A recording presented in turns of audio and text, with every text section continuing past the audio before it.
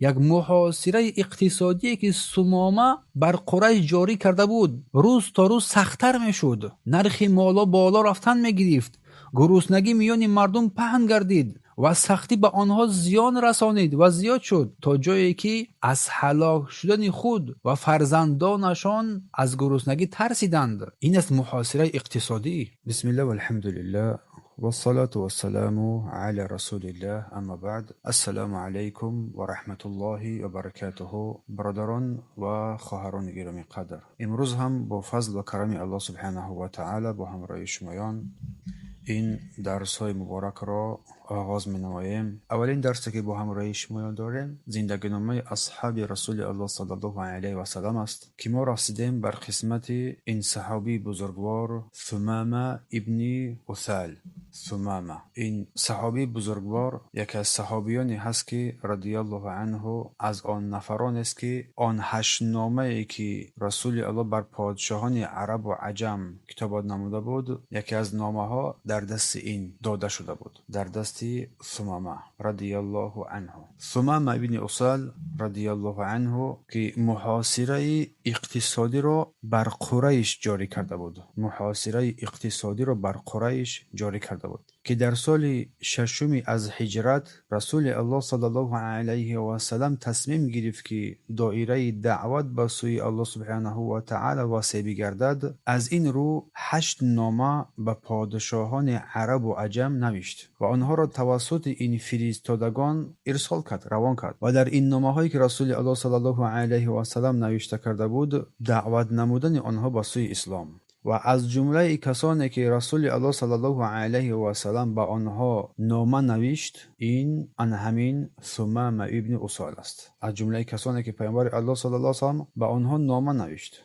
ثمامه ابن اثال است. و این کار عجیبی هم نبود، زیرا ثمامه یکی از سروران بزرگ عرب بود. ثمامه یکی از سروران بزرگ عرب در دوران جاهلیت بود و ثمامه یکی از بزرگترین قبیله های بنی حنیفه به شمار همی رفت و یکی از پادشاهان یمامه بود و مردم در زیر فرمان او قرار داشتند و از فرمان او هم سرپیچی نمی کردند. و از اینجا برمیآید که دعوت اسلام عمومی است. پیامبر تنها بر اهل مکه و مدینه دعوت فرستاده نشد، بلکه بر تمام جهانیان، برای هم بود که بر سروران تمام جهانیان نامه نوشت. و حکمت از دعوت از سروران شروع کردن، چون دعوت به سروران میتواند سبب هدایت گروه های زیادی بگردد از مردمشان. و اسلام هم مقام و منصب را رد نمی کند. اگر شخصی صاحب مقام مسلمان شود، مقام او میتواند برای خدمت در دین الله سبحانه و تعالی استفاده شود و اینکه هدایت در دست الله سبحانه و تعالی است. گرچند که ما قصه ثمامه را امروز میگیریم، ان شاء الله در آغاز دشمن اسلام بود و بعدتر که الله سبحانه و تعالی او را هدایت کرد، از بهترین یاران پیامبر صلی الله علیه و سلم قرار گرفت و بیانگر آن است که رسول الله صلی الله علیه و سلم وسیله های گوناگون را برای دعوت استفاده می‌برد. از جمله آنها این نوشتن نامه ها بود و فرستادن سفیران. و این یک مقدمه است به قصه مشهور ثمامه ابن اثال رضی الله عنه که بعد از مسلمان شدنش برای منع فرستانیدن گندم به مکه، چون در آن زمان از این سرزمین ثمامه قریشیان اساس خوردنی های خود را از آن طرف می آوردند، برای آنها فشار اقتصادی عظیمی آورد تا آن درجه که آنها مجبور شدند از پیامبر خواهش کنند و از پیامبر خواهش کردند که بر ثمامه سخن بگوید و محاصره را قطع نماید. و ثمامه باشد و هنگامی که رسول الله صلی الله علیه و سلم برای اون نامه فرستانید، به خاطر دعوت او به سوی حق، یک از سرداران بزرگواران بود، در اول نامه رسول الله صلی الله علیه و سلم را به اعتنایی کرد و کبر و غرور او را به گناه کشید و گوشهای خود را از شنیدن دعوت حق و این خیر بزرگ بست و آن را قبول نکرد. و سپس او را شیطان وسوسه کرد. علاوه بر اینکه حق را نپذیرفت، شیطان او را وسوسه کرد و او را از برای قصد کشتن رسول الله صلی الله علیه و سلم و از برای از بین بردن دعوت اسلامی وسوسه افکند و همیشه در جستجوی فرصت بود که تا پیامبر صلی الله علیه و سلم را به قتل برساند و در نهایت یک فرصت مناسب را برای خود پیدا کرد و نزدیک بود که این جنایت بزرگ و زشت انجام بیابد اگر یکی از عمکهایش در آخرین این لحظه ها او را از این نیتش باز نمی‌داشتند. اما الله سبحانه و تعالی پیامبر خود صلی الله علیه و سلم از این از شر او نجات داد. اگرچند که سمومه از کشتن رسول الله صلی الله علیه و دست کشید در این هنگام، ولیکن از آزار صحابگان کرام دست نکشیده بود. در کمین آنها می نشستند. هرچی از صحابگان اگر دستگیر میشدند با بدترین طرز آنها را آزار و شکنجه میدادند و به قتل میرساندند. از همین سبب بود که رسول الله صلی الله علیه و سلم خون او را مباح حلال اعلام کرد، چون هر صحابی را که پیدا میکرد به دست آنها میافتادند آنها را به قتل میرساندند. و این حکم را در بین صحابگان رسول الله اعلان کرد که هر جا که پیدا شود او به قتل رسانده شود. از اینجا برمیآید که کبر از بزرگترین مانعه های قبول حق میگردد، چون سمومه در اول حق را شنید ولیکن با سبب کبر و تکبر و غرور آن را نپذیرفت و شیطان انسان را به سوی گمراهی میکشاند، به سوی رد کردن حق و دشمنی بر حق. و هر زمان و هر مکانی که دشمنان برای نابودی اسلام نقشه میکشند، الله سبحانه و تعالی نقشه های آنها را برباد میدهد. هنگامی که نقشه قتل پیامبر قرار گرفت، الله سبحانه و تعالی پیامبر را حفظ کرد و فرمود که الله یعصمک من الناس، الله تو را از مردم حفظ مینماید. و بیانگر آن است که کشتن مسلمان از بزرگترین جنایت ها به حساب میرود. از همین خاطر رسول الله صلی الله علیه و نسبت به سمومه بزرگترین حکم را صادر کرد که هر جا یافته شود کشته شود. و این هم بیانگر آن است که دل انسان میتواند که تغییر بیابد، در اول امر دشمن اسلام و در آخر تسلیم بر اسلام. و روز وقتی که سمومه در یکی از سفرهای خود در نزدیکی مدینه قرار داشت، یک حادثه برای او روی داد. بر سمومه یک حادثه بر بالای سر او آمد که هرگز این حادثه را، این چیز را انتظار نبود که یکی از دسته های نظامی رسول الله صلی الله علیه و سلم برای پاسبانی اطراف مدینه و نظارت از راه ها در آنجا گشت و گذار میکردند تا مبادایی که دشمن شبانه به شهر حمله نکند یا کسی نیت بد بر مدینه منوره نزدیک نشود پاسبانی میکردند. و این گروه از صحابگان کرام در آنجا سمومه را بدون اینکه او را بشناسند اسیر گرفتند. اصلا نمیدونستند که وای سمومه کی است، او را نمیشناختند، او را هم دیده بودند. بدون اینکه بدونن او را اسیر گرفتند. سپس او را به مدینه منوره آوردند و او را در یک از ستونهای مسجد هم بستند و منتظر شدند که تا خود رسول الله صلی الله علیه و سلم از حال اسیر آگاه گردد و برای این اسیر دست شده حکم را صادر نماید. وقتی که رسول الله صلی الله علیه و سلم بر مسجد آمد و چشمش بر سمومه که در ستون مسجد بسته شده بود افتاد، به صحابگان خود فرمود که آیا شما میدونید که کی را اسیر گرفته اید؟ آنها گفتند نه ای رسول الله. و رسول الله این هنگام فرمود این همان سمومه ابن اوصال از حنفی است، شما او را دستگیر کردید، کسی که دشمن رسول الله بود و همچنین هر صحابی زیر دست او میافتید او را به بدترین حالت به قتل میرسانید. اما رسول الله در این هنگام گفت که پس این سمومه ابن اوصال الحنفی است، گفت پس با او نیکی بکنید. جواب رسول الله صلی الله علیه و گفت پس بر اون نیکی بکنید و بر این اسیر و اسیرانی که در زیر دست شماست بر آنها خوب رفتار نمایید. و سپس این هنگام رسول الله صلی الله علیه و سلم به نزد اهل خانواده خود برگشت و فرمان داد که هر چی که از غذا دارید، از طعام دارید جمع کنید و برای سمومه ابن اوصال بفرستید بر خانواده خود. و سپس فرمان داد رسول الله صلی الله علیه و سلم که شتور شیرده او صبح و شام جوشیده شود و این شیرش برای سمومه برده شود. پس همین نیکی و احسانها پیش از آن انجام گرفتند که پیامبر صلی الله علیه و سلم با او ملاقات یا حتی با او سخن بگوید. اینجا بیانگر اخلاق رسول الله صلی الله علیه و سلم است. چون گفتیم با وجود آن که سمومه دشمن اشدی اسلام بود در اول و خونش هم مباح شده بود چون صحابی ها را میکشت، رسول الله با او مهربانی کرد، با احسان با او مناسبت کرد و نشان میدهد که نیکی با اسیران این تعلیمات اسلام است. اسلام امر میکند که با اسیران با انصاف و احسان روپرو شد، حتی اگر آن دشمن هم باشد. و بیانگر آن است که دعوت به عمل هم تأثیر میرساند. پیش از هر گونه گفتگوی رسول الله صلی الله علیه و سلم با اخلاق اسلامی با او روپرو شد، با عمل در دل سمومه تأثیر را قرار داد. و بیانگر آن است که رحمت بر هر غضب غالب است، چون در این حالت رسول الله می توانست که فوراً او را جزا بدهد، امر نماید که سر او را اصلا جدا نمایند، اما با حکمت دعوت را انتخاب کرد و همچنین بیانگر آن است که مسجد مرکز جامعه اسلامی بود در آن زمانها.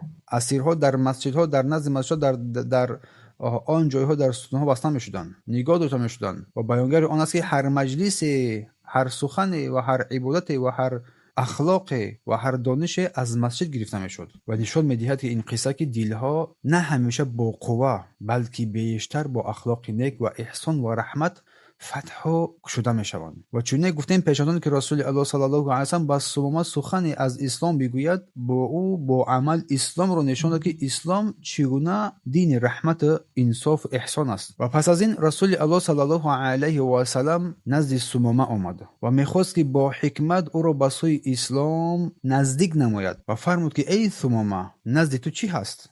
در نزد تو چی هست ای ثمامه؟ این هنگام ثمامه در جواب گفت که ای محمد، نزد من تنها خیر است. نزد من تنها خیر است. ای محمد، اگر تو امروز مرا بکشی، شخصی رو میکشی که خون او طلبگار است. یعنی تو امروز شخصی رو میکشی که او قصد کشتن تو را داشت و دشمن تو هست و یاران تو رو هم کشت. اما اگر بر من احسان و نیکویی کنی، بر یک شخصی سپاسگزار احسان و نیکویی کرده ای. اگر بر من احسان و نیکویی کنی، پس به یک شخصی سپاسگزار احسان و نیکویی کرده ای. ای محمد، اگر تو مال میخواهی، هر چی بخواهی بخواه به تو میدهم. این هنگام رسول الله صلی الله علیه و سلم ثمامه را 2 روز دیگر به حال خود گذاشت و در این مدت هم به او خوراک، نوشاکی و شیر شتور بر او میرسانید. و بعد از 2 روز دوباره به نزد او آمد و پرسید ای ثمامه، نزد تو چی هست؟ او همان جواب داد، همون نیکویی، همون چیزی میگویم که پیشتر گفت. اگر احسان کنی، بر شخصی سپاسگزار احسان میکنی. اگر بکشی، شخصی رو میکشی که خون او طلبگار است. و اگر مال میخواهی، هر چی بخواهی بخواه بر تو میدهم. و این هنگام رسول الله صلی الله علیه و سلم باز او را به حال خودش گذاشت. روز سیوم بار دیگر نزد او آمد و پرسید ای ثمامه، نزد تو چی هست؟ ثمامه باز همان سخنش را تکرار کرد. اگر احسان کنی، بر شخصی سپاسگزار احسان کرده ای. اگر بکشی، شخصی رو میکشی که خون او طلبگار است. و اگر مال میخواهی، هر چی میخواهی بخواه به تو میدهم. آنگاه رسول الله صلی الله علیه و سلم رو به سوی صحابگان کرام آورد و فرمود ثمامه را آزاد نمایید، او را بکشید، او را آزاد کنید. صحابگان کرام به فرمان رسول الله در حال بند را کشیدند و او را آزاد کردند. پس بینگرید حکمت پیامبر صلی الله علیه و سلم در دعوتش. رسول الله مجبور نکردند، بلکه بر او وقت دادند، آرامانه اندیشه کردند، حقیقت را بر نزد چشمان او کشودند، حتی بر دشمن نیکی کردند. با وجود اینکه ثمامه دشمنی سخت اسلام بود، وقتی که اسیر شد به اسارت افتاد، رسول الله بر او احترام کرد، بر او غذا داد، حتی مبلغی که چی قدری که میخواست پیشنهاد کرد او را نپذیرفت. با صبر او را دعوت کرد. 1 روز، 2 روز، 3 روز آن سوال را تکرار به تکرار میداد. این بیان نمونه صبر است و حکمت در دعوت است. و احسان رسول صلی الله علیه و سلم بر ثمامه، آزاد کردن ثمامه به یگان شرطی، به طلب پول و مال جای، این سبب شد بر قلب ثمامه یک تأثیر بزرگی هم داخل نمود. زمانی که مردم از دشمنان انتقام میگرفتن، رسول الله صلی الله علیه و سلم با عفو و احسان با آنها رو پرو میشد. پس از آنکه ثمامه را آزاد کردند، آزاد شد، از مسجد رسول الله صلی الله علیه و سلم بیرون آمد تا به باغ از درختان خرما که در کنار مدینه که در نزدیکی بقیع در آنجا بود به آنجا رسید و در آنجا شترش را خوابانید که در آن باغ یک آب بود. در آنجا غسل کرد و خود را پاکیزه کرد و به بهترین شکل آماده ساخت. سپس باز بر مسجد رسول الله صلی الله علیه و سلم این هنگام برگشت. دوباره بعد آزاد شدنش میتوانست بگردد به سوی قومش برود، ولیکن برگشت و در راه آبازی کرد، غسل کرد و خود را پاکیزه کرد و به سوی مسجد رسول الله صلی الله علیه و سلم دوباره برگشت.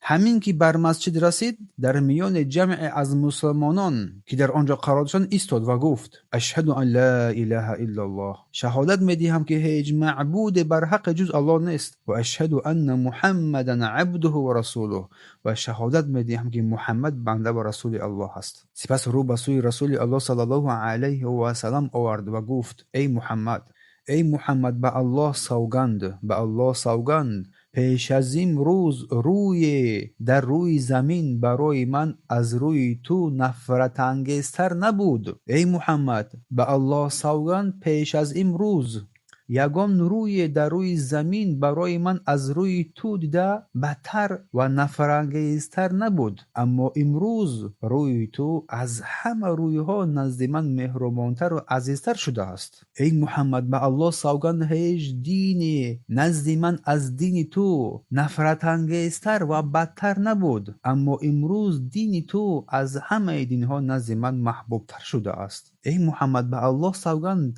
هیچ شهری نزد من از شهر تو نفرت انگیزتر نبود، ولی امروز ای محمد این شهر تو، این مدینه منور از همه شهرها نزد من دوست داشته تر شده است. و سپس گفت ای رسول الله، ای رسول الله، من به بعضی از یاران تو، به بعضی از صحابگان تو خون ریختم، میگه اونها رو به قتل رسوندم، اکنون حکم من چی است؟ رسول الله فرمود ای ثمامه، ای ثمامه، امروز بر تو دیگر هیچ ملامتی نیست، زیرا اسلام آنچی را که پیش از آن بود از بین میبرد. هر چی که در گذشته بود که تو امروز اسلام آوردی همه را پاک میسازد. و آن حضرت او را به نیکی هایی که الله برایش به سبب اسلام آوردنش مهیا ساخته است مژده داد. در این هنگام ثمامه بسیار شاد و خرسند شد، بسیار شاد و خرسند گردید و گفت قسم خود، گفت قسم به الله، سوگند به الله، سوگند به الله، من از مشرکان چندین برابری آنچه پیشتر از یاران تو گرفته بودم خواهم گرفت.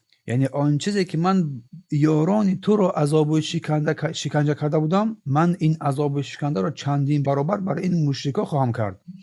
ای پیامبر، من شمشیرم رو و همه همراهانم را در خدمت تو و در نصرت دین تو قرار خواهم داد. و گفت ای رسول الله، وقتی که سوارگان تو مرا دستگیر کرده بودند، من در این هنگام از برای قصد انجام عمره کردن برآمده بودم. یعنی که من از برای قصد انجام عمره برآمدم که در راه ما را دستگیر کردند. اکنون من چیکار نمایم؟ تو چی فرمان میدهی ای رسول الله؟ پیامبر الله این هنگام فرمود که بیرو و عمرت را انجام ده، بیرو این عمره که قصد کردی آن را انجام بده، ولی موافق شریعت الله سبحانه و تعالی و رسولش. سپس طرز درست انجام دادن مناسک عمره رو بر او آموزاندند، بر او تعلیم دادند رضی الله عنه. این نقطه بیانگر آن است که هدایت دلها را تماما کاملا دیگرگون می‌سازد. ثمامه همان شخصی بود که از رسول الله صلی الله علیه و سلم و از اسلام چنان نفرت زشت داشت، ولی بعد هدایت محبوب ترین دین، محبوب ترین شخص و محبوب ترین شهر برای او مدینه گشت و پیامبر و اسلام. بیانگر آن است که این اخلاق نیکوی رسول الله صلی الله علیه و سلم سبب هدایت یکی از سرسخت‌ترین دشمنان اسلام گردید. اساسی نرم گشتن دل ثمامه رضی الله عنه شد. و همچنین این نقطه گواهی می‌دهد که اسلام گناهان گذشته را محو و نابود می‌سازد. این یک قاعده بزرگ شرعی است. اسلام گناهان پیش از اسلام بوده را همه را مجرد این کلمه را گفتن با صدق و اخلاص همه را محو و نابود می‌سازد. یعنی کسی که صدقاً مسلمان شود گناهان پیشینه‌اش همه‌اش بخشیده می‌شود، هر گناهی را کرده باشد. و همچنین اینجا قصه توبه ثمامه توبه حقیقی را نشان می‌دهد که با عمل ظاهر می‌گردد. او تنها یک کلمه شهادت رو با زبان نگفت، بلکه وعده داد که تمام قوه، مال و جان خود را برای نصرت دین اسلام صرف می‌نماید. نقطه مهم است. و اولین چیزی که ثمامه گفت، بدترین انسان، بدترین چهره در نزد من تو بودی، امروز محبوب ترین چهره ها در نزد من تو هستی. محبت به پیامبر این نشانه های ایمان است. پس از اسلام آوردنش محبوب ترین شخص در نزد ثمامه این رسول الله گشت. بیان ایمان حقیقی و همچنین بیان آموختن احکام دین بعد از اسلام آوردن. پیامبر تنها به مسلمان شدن او اکتفا نکرده، بلکه فوراً احکام عمره و آنچه که برای او لازم بود بر او تعلیم داد. این نشان می‌دهد که پس از قبول کردن اسلام آموزش علم و عمل به شریعت این ضرورت دارد. چون این قصه ثمامه یکی از روشن‌ترین نمونه‌های تاریخی تأثیر رحمت و احسان و اخلاق نیک است. و هنگامی که رسول الله صلی الله علیه و سلم بر او اجازه عمره کردن را داد و احکام را برای او تعلیم داد، ثمامه رضی الله عنه راه خود را ادامه داد تا به داخل مکه رسید. در آنجا به آواز بلند تلبیه می گفت: لبیک اللهم لبیک، لبیک لا شریک لک لبیک، ان الحمد و نعمت لك والملك لا شریک لك. اولین مسلمانی بود که با صدای بلند تلبیه رو آشکار در وارد شدن بر مکه در داخل مکه گفت. اولین کس. هنگامی که قریشان این صدای تلبیه را شنیدن سخت به غضب آمدند. همه با اضطراب افتادند، شمشیرهای خود را از غلاف کشیدند و به سوی آن آوازی که این تلبیه را با صدای بلند میگفت شتابیدند، چون کسی را در سرزمین خود با این شعار اسلام که وارد شده است ندیده بودند. برای از بین بردن آن شتابیدند. وقتی که بر ثمامه نزدیک شدند دیدن او را که با کمال جسارت و عزت این تلبیه را بلند میگفت. یکی از جوانان قریش میخواست او را با تیرزنی بکشد، ولی دیگران او را باز داشتند و گفتند ای وای بر شما، وای بر تو، میدونی این کیست؟ آیا میدونید این شخص کیست؟ این ثمامه ابن اثال است، پادشاه یمامه هست. به الله قسم اگر بر او یک آسیب اگر برسانید قوم او از رساندن آذوقه به مکه را قطعا قطع میکند و همه ما را از گرسنگی به هلاکت میرسانند. وقتی که این سخن را شنیدند شمشیر خود را درحال بر غلاف افگرداندند و به نزد او گفتند ای ثمامه بر تو چی شده است؟ آیا از دین پدران و گذشتگانت روی گرداندی؟ همیشه جاهلان حجت آنها دین پدران بابایان است. بر او گفتند آیا از دین پدران بابایان خود برمیگردی؟ دین آنها را ترک میکنی؟ این هنگام ثمامه بر آنها جواب گفت من گمراه نشدم، بلکه بهترین دین را پیروی کردم. من از دین محمد پیروی نمودم. و سپس گفت به پروردگار این کعبه سوگند، پس از آن که من بر یمامه برگردم دیگر یک دانه گندم هم بر شما نخواهد رسید و هیچ چیزی از محصولات یمامه بر شما نخواهد رسید تا آن دمی که همه از محمد پیروی کنند، چون تمام بیشتری از آذوقه های مکه خاصتا از گندم و محصولات از یمامه می آمد. به الله سوگند خود که من هیچ چیز برای شما روا نمی کنم، از گشنگی هلاک میشوید تا آن دمی که از محمد پیروی نمایید. این نقطه بیانگر آن است که ایمان حقیقی در قلب انسان جسارت را پیدا میکند. پیش از اسلام دشمن اسلام بود، ولی بعد از هدایت با کمال شجاعت، با توحید، با قوت در بین مرکز شرک صدا بلند کرد. تلبیه شعار اسلام است و این سخنانی که در تلبیه گفته می شود یک اعلان یگانگی بر وحدانیت او سبحانه و تعالی است. لبیک لا شریک لک، تو را لبیک میگویم که هیچ شریک بر تو نیست. و اسلام انسان را عزت میبخشد. و ثمامه این هنگام از تهدید این قریشیان نترسید، زیرا عزت حقیقی را در اسلام پیدا کرده بود و بدون که محبت به دین از محبت بر قبیله و بر ملت بالاتر است. وقتی حق را شناخت از دین پدران بابایان روی گردانید، از عنعنه ها و از چاره‌بینی های آنها دور شد و ترک کرد و تنها از حق پیروی نمود و بر آنها تهدید نمود بر فشار اقتصادی، یک از وسیله های قانونی مبارزه بر ضد کفر و شرک و این دشمنان. اعلان کرد ثمامه که فرستانیدن گندم و دیگر محصولات از یمامه را به مکه تماما قطع خواهد کرد. این یک از نمودهای استفاده فشار اقتصادی بر ضد دشمنان جنگجوی بر اسلام هستند. امروز که یهود خبیث این سرزمین ها را پایمال میکند، قدس شریف را، هر گونه محصولاتی که از آنها را قطع میکنی، از آنها نمیخری و قدرت اقتصادی هم یک اهمیت بزرگی دارد. قریش را با این ترسانید از راه رسن آذوقه از یمامه آنها که بسته میشوند و این هم نشان میدهد که اقتصاد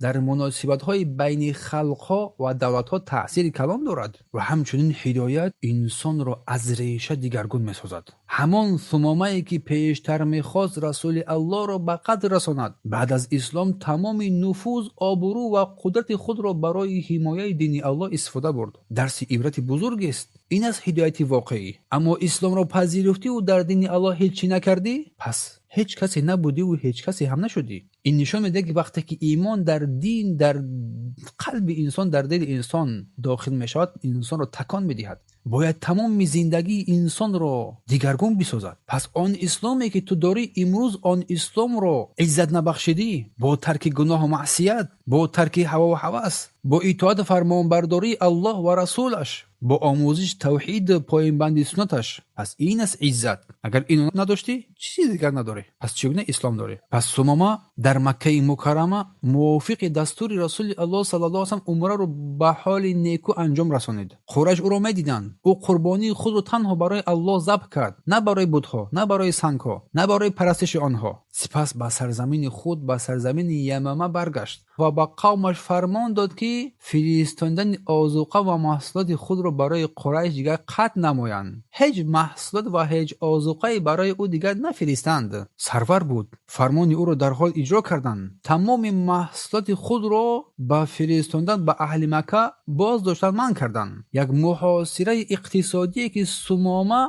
بر قریش جاری کرده بود روز تا روز سخت‌تر میشد. نرخ مالا بالا رفتن میگرفت.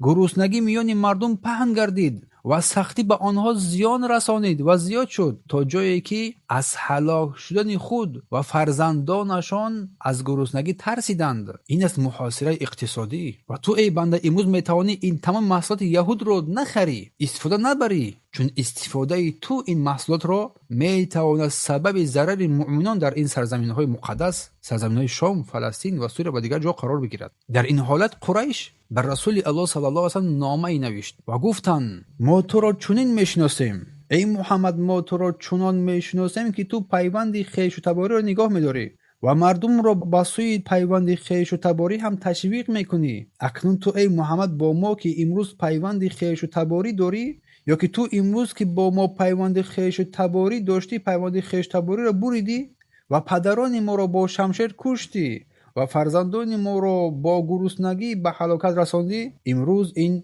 ثمامه ابن عسال راههای رسیدن آذوقه ما را بسته است و بر ما ضرر سخت رسانده ایستاده است. پس از تو خواهش میکنیم بر اون نامه بنویس، بر ثمامه نامه بنویس تا اجازه دهد که آذوقه بر ما رسانده شود، راههای آذوقه واری بر ما کشوده شود تا که ما هلاک نگردیم از این. وقتی که این نامه بر رسول الله رسید از این قریشی ها، رسول الله بر ثمامه یک نامه نوشت، یک نامه بر او نوشت و بر او فرمود که محاصره آذوقه واری را از آنها بردارد. و ثمامه از این فرمان تأخیر نکرد، در حال او را اجرا کرد و راههای رسیدن آذوقه را بر اهل مکه باز نمود.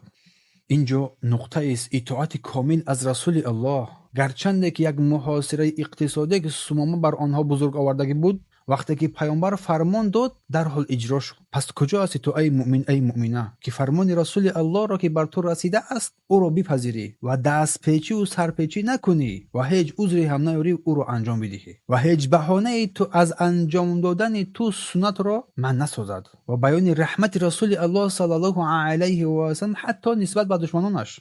با وجود اینکه قریش سالها بر مسلمانان آزار رسانیدند، رسول الله صلی الله علیه و سلم را آزار رساندند، اصحاب او را شکنجه کردند، نخواست که زنان و کودکان آنها از گرسنگی عذاب بکشند. از این رو در حال دستور داد که راه را بکشا. این بیانگری آن است که اسلام بین عدالت و رحمت جمع می شود و اسلام اجازت می دهد که بر ضد دشمن چاره‌های فشارآور استفاده برده شود، اما وقتی که رحمت و مصلحت طلب کند که بخشش کرده شود و با نرمی با آنها رو پرو شد، باید با نرمی با آنها رو پرو شد. و بیانگری آن است که صحابه در اطاعت پیامبر پیش صف بودند، چون که ثمامه این کار را انجام داد. حتی دشمنی که او را همیشه اسبای قتل جستجوی قتل او بودند، با آنها رحمت و مهربان بود، چون الله فرمود که و ما ارسلناک الا رحمت للعالمین، ما تو را ای پیامبر نفرستیم مگر رحمت از برای عالمیان. این قصه پر از اخلاق نیک است، پر از حکمت و رحمت است. همچنین برای ما می‌آموزند که مسلمان حقیقی، چون گفتیم مسلمان حقیقی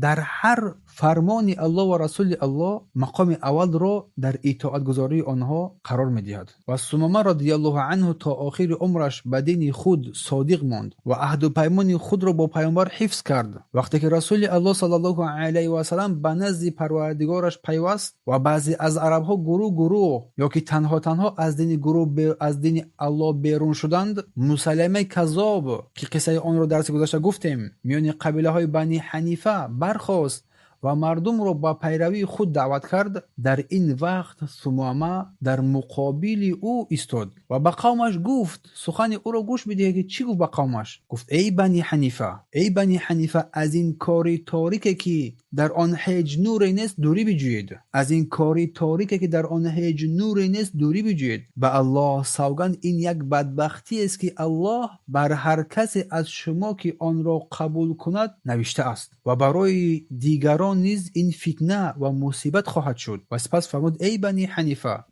حنیفه هرگز دو پیامبر در یک زمان جمع نمی شوند. محمد رسول الله است و پس از او دیگر هیچ پیامبری نیست و هیچ کسی به پیامبری او نیز شریک شده هم نمیتواند. و سپس این آیه های کریمه را تلاوت نمود که حمیم، این کتاب از جانب پروردگار غالب و دانا نازل شده است و او آمرزنده گناهان است و قبول کننده توبه بندگان و سخت جزا کننده هم هست و صاحب فضل و نعمت هم هست و هیچ معبود بجز الله نیست و بازگشت تنها به سوی او سبحانه و تعالی است. و سپس فرمود که این کلام الله را کجا میتوان با سخن مسیلمه کذاب مقایسه کرده که میگوید ای قرباقه قرقر کن و قرقر کن. وای همه گو برای من وحی آمده است. سخنان الله را تلاوت نمود و سخنان این مسیلمه کذاب را هم گفت که گمان میبرد که برای او این سخنان وحی میشود. گمان میبرد که این مسیلمه کذاب که این آیه های قرآنی است و میگفت که ای قرباقه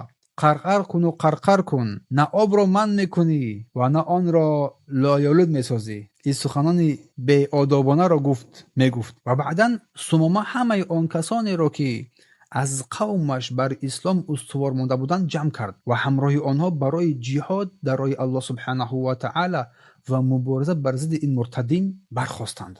الله سبحانه و تعالی ثمامه ابن اصال را از جانب اسلام و مسلمانان بهترین پاداش عطا نماید و او را بر جنتی که برای پرهیزگاران وعده شده است داخل نماید.